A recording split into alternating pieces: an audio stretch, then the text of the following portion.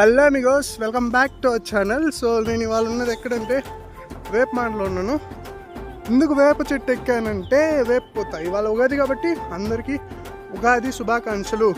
మన తెలుగు వాళ్ళకైతే ఇదే నూతన సంవత్సరం. సో ఇది మనకు న్యూ ఇయర్.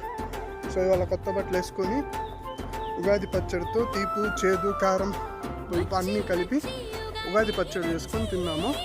సో మరొక్కసారి కేఎస్కే తెలుగు వ్లాగ్స్ తరపున అందరికీ ఉగాది శుభాకాంక్షలు, మీకు మరియు మీ కుటుంబ సభ్యులకి.